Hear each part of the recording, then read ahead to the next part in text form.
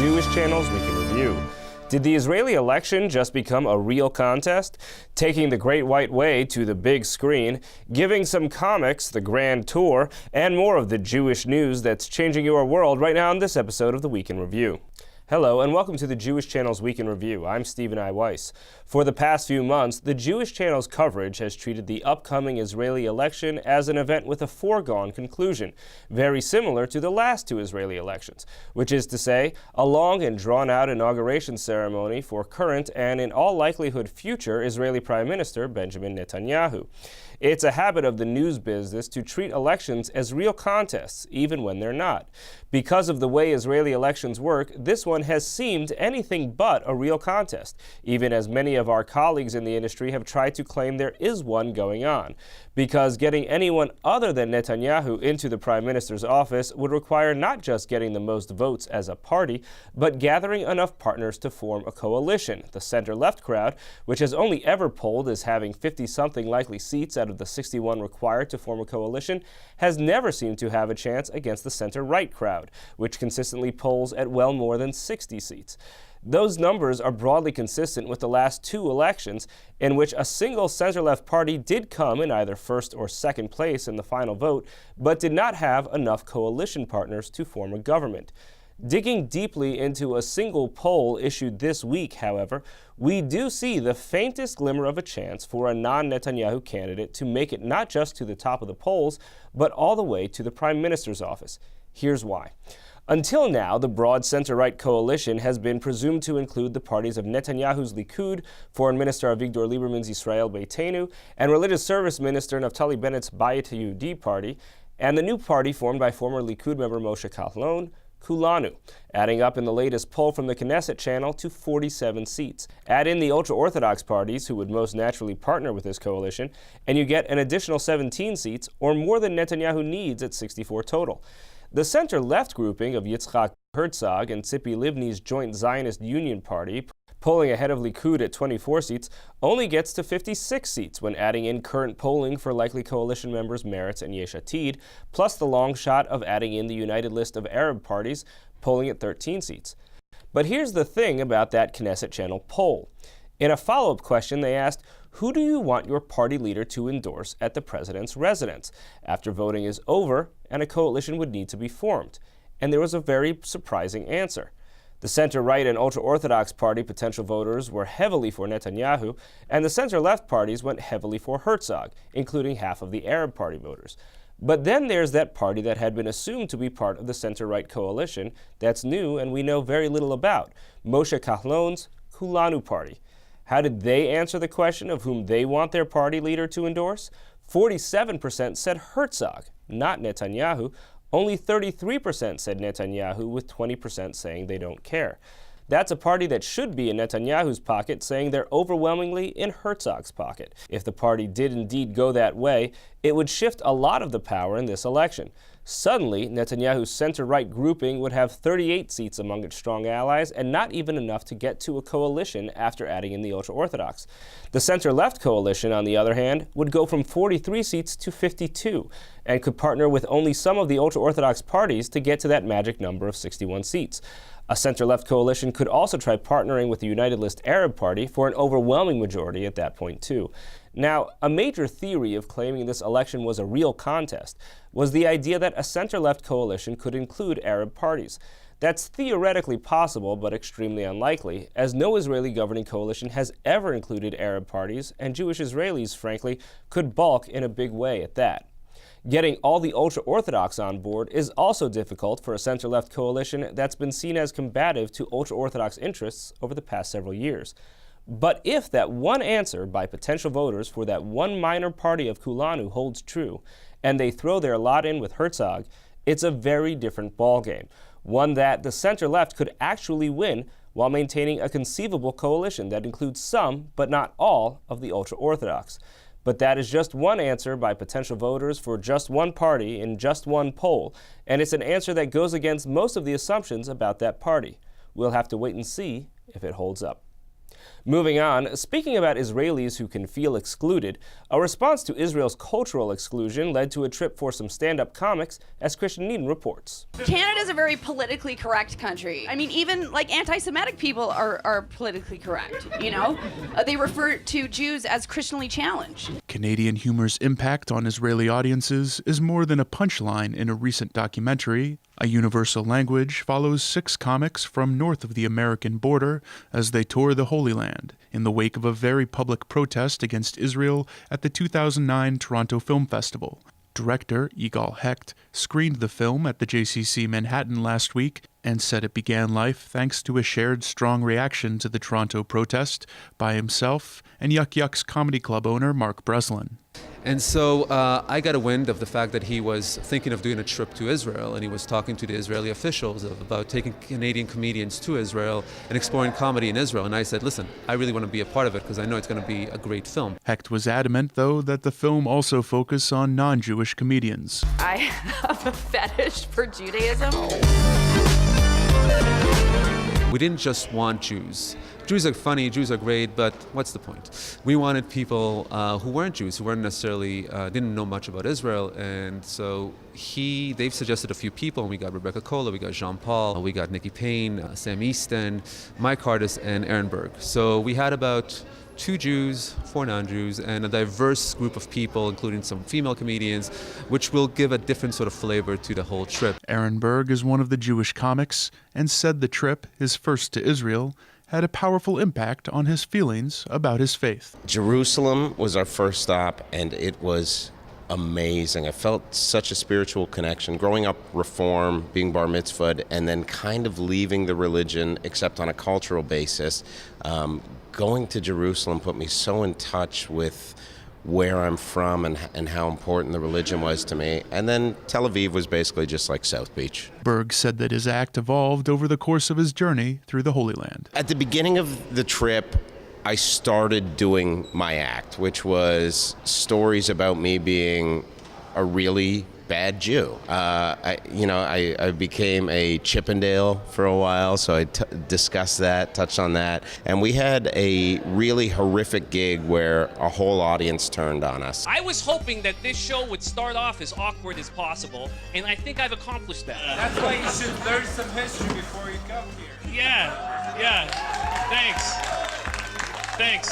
But Hecht said giving audiences challenging material also challenged preconceptions of how they might react to it. So you would expect that people would be more open in Tel Aviv than they would be in Jerusalem, right? Which to some degree was the case, but I can tell you that when we performed in front of Orthodox Jews, right, a whole club, there is an Anglo comedy club in Jerusalem.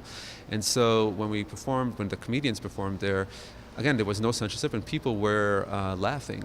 It doesn't mean that we didn't have walkouts. We had some walkouts, but you'd have walkouts here in New York, you'd have walkouts in Toronto as well. To see more from the JCC of Manhattan's screening of A Universal Language, please tune into the full broadcast edition of the Week in Review. Thank you, Christian. One Jewish producer is bringing theater to the big screen, as Meredith Gansman reports in a segment from TJC's theater show, Row J. Did I just hear an alarm start ringing? Did I see sirens go flying past? I've got a... You're looking at footage from the new movie of Jason Robert Brown's off-Broadway musical, The Last 5 Years, produced by Kurt Deutsch. Seeing this now as a film, knowing that millions of people have the potential to see it, is kind of the culmination of everything that I've worked for the past 15 years. Starring Anna Kendrick and Jeremy Jordan, The Last 5 Years is Jamie and Kathy's love story told from beginning to end and back again. I really believe that it's a masterpiece. And I believe that it's such an honest depiction of a relationship and a marriage.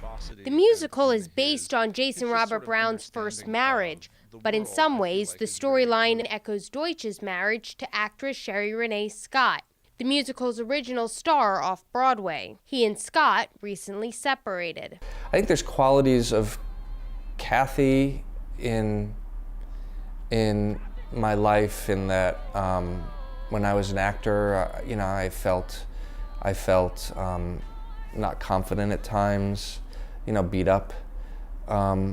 beat up by the business, and even, the second fiddle, to somebody else, and always having to take care of, in a way, and then as Jamie, the other side of it, I felt, I've been there. I've been, in his shoes a lot. So yeah, it's I've been with Shiksa Goddesses, a lot of Shiksa Goddesses, which is a song from the show. People don't know that. I've been the Jewish guy. I've been the Jewish guy who fell in love with a Shiksa Goddess and built a career and built a life, and I've been on that side too. Feeling my career take off, and so. Deutsch has been with the last 5 years since its humble beginnings off-Broadway in 2002. This was my first cast album, so it was the first cast album that we produced for the label. That label is Shikaboom Records, a 1999 collaboration of both the names and efforts of Deutsch and Scott. Shikaboom began producing solo albums for artists bridging the gap between rock and roll and musical theater. Its imprint label, Ghostlight Records, produces theatrical cast albums, boasting 3 Grammy Awards, most recently for the original cast recording of Beautiful, the Carole King musical. Exposed to musical theater from a young age, Deutsch remembers first listening to West Side Story and Fiddler on the Roof, and later to more modern musicals like A Chorus Line, Hair, and Pippin. I remember being, it's so tacky, I remember being confirmed at Sunday school, and I had to give the speech, and my speech was, everything has its season, everything has its time. Show me it was just, because I couldn't really write, but I could quote Corner of the Sky. For more on Kurt Deutsch, tune into the full broadcast version of the Week in Review. Thank you, Meredith. Finally, this week on Up Close, we're looking at 2 different approaches to combining gender inclusion with traditional faiths. The first gay synagogue, as it calls itself, Congregation Beit Simchat Torah, has its fascinating history told by former Assistant Rabbi Ayelet Cohen in the book Changing Lives, Making History. And for writer Eve Tushnet, coming out as a lesbian was a natural part of her adolescence. But when she converted from Reform Judaism to Catholicism, that led to a new wrestling among her gender and her faith. She writes about her journey in Gay and Catholic, Accepting My Sexuality, Finding Community, Living My Faith. Here are some of the highlights from my interview with Ayelet Cohen. The first ever real gay synagogue, right? Beit Simchat Torah. It's been around for 40 odd years, and it's a pretty fascinating story, kind of how it got started, how it got to where it is today. Yeah. So CBST, Congregation Beit Simchat Torah, was founded in February 1973. So it was the very, very beginning of the gay rights movement. A lot had been happening in New York in terms of civil rights for lesbian, gay, bisexual, and transgender people. Organizations were being founded, but in the Jewish world, this was still something that nobody talked about. And as Jews in New York were realizing that it was more and more possible for them to live their lives as openly gay and lesbian people, they wanted to be able to do that as Jews as well. And your association with it is kind of fascinating because you were a rabbi there in one role or another for a number of years, and you referred to it as your dream job and so forth. But you're straight. How is it that you developed your personal commitment to this role? So I came to CBST as a rabbinical student intern when I was a student at the Jewish Theological Seminary, the Conservative Movement's rabbinical school.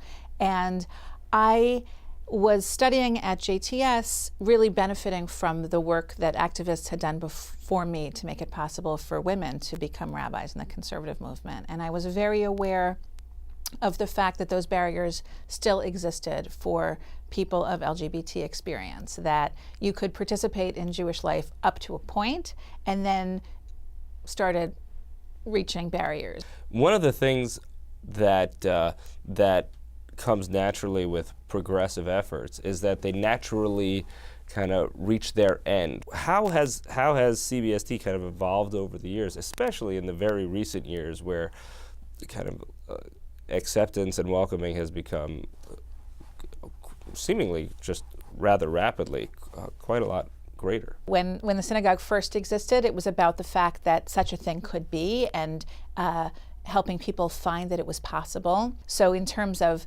a place of affirmation, in terms of helping to push the conversation forward so that mainstream Jewish communities and synagogues started to really look at their own policies and their own systems of including or excluding people of gay and lesbian experience. It became a place to explore liturgy and make sure that the language of prayer and the language of Jewish rituals reflected LGBT experience. Now, it's also the cutting edge in terms of the transgender Jewish experience. So rituals for gender transition, really educating synagogues, rabbinical schools, the Jewish community about what needs to happen next. There's a lot of work that has to still be done within the Jewish sphere, and then also in the political sphere. You can see the full episode of Up Close on the Jewish channel on cable. You can also listen to the full audio of Up Close as a podcast, available on iTunes or in your favorite podcast player.